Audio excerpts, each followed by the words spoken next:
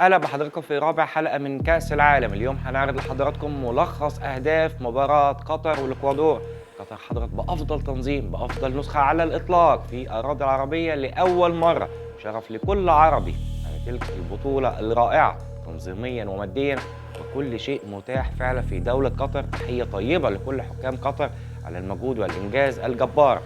نعرض لحضراتكم ملخص مباراة قطر والإكوادور، لكن للأسف لم يحضر العنابي بالشكل المطلوب بسبب يمكن الضغط النفسي. هل بسبب الإعلام؟ هل المباراة كانت صعبة نوعا ما؟ لكن أكرم عفيف وكان حسن الهندوس كان هم الأمل عليهم. المباراة زي دي كان ممكن تطلع بنتيجة إيجابية أو على الأقل يبقى فيه تعادل نظرا للمباريات المتبقية. هتبقى صعبة جدا على منتخب العنابي بالذات أمام الطواحين منتخب هولندا، منتخب شرس ومتمارس في كأس العالم وله صولات وجولات كتيرة جدا. والسنغال يمكن الخبر الحلو اللي فعلا هيفيد قطر هو غياب سانو مادي بسبب الإصابة، ده شيء كويس جدا. لكن حسين سانشيز الاستعداد بشكل جيد عشان يحاول يفوز بالمباراة القادمة أمام السنغال. مباراة هولندا هنشوف إيه اللي ممكن نتوقع إن يحصل في المباريات دي، لكن مش هنتأمل إن قطر تتأهل لدور ال 16 إلا لو حصل إعادة نظر من السيد شانسيز كمان الجهاز الفني على إعادة الفريق بشكل معنوي أكتر من شكل فني.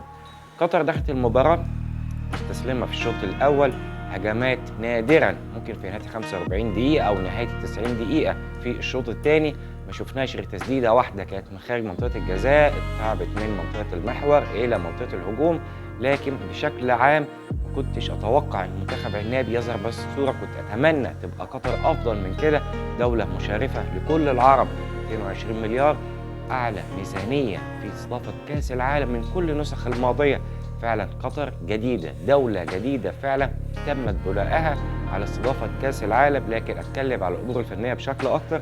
المحور ونقطة الدفاع هم فعلا نقطة ضعف واضحة جدا. عدم مشاركة الوسط أو من النواحي الهجومية كانت غايبة تماما. تقريبا 11 لاعب بيلعب في منطقة الجزاء أو خط المنتصف في فريق قطر، لكن ما كانش فيه هجمات قوي كتير.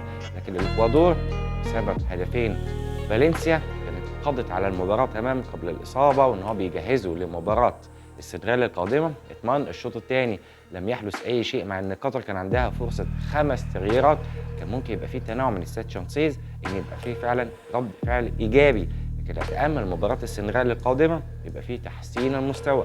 اليوم هنشوف مباراة السنغال وهولندا، مباراة فعلا مش من السهولة إن ممكن حد يتوقع، لكن ممكن هولندا تكسب ممكن السنغال. لكن يا ريت تشتركوا في القناة وتعملوا لايك عشان نتابع مع بعض كل مباريات كأس العالم لحظة بلحظة. هنقول لكم كل الأخبار، أهداف، ملخصات، تحليل فني بالكامل. ادعوكم نشترك في القناة وتابعوني. كان معكم شريف نزيم قناة تحليل مع الكوتش. سلام.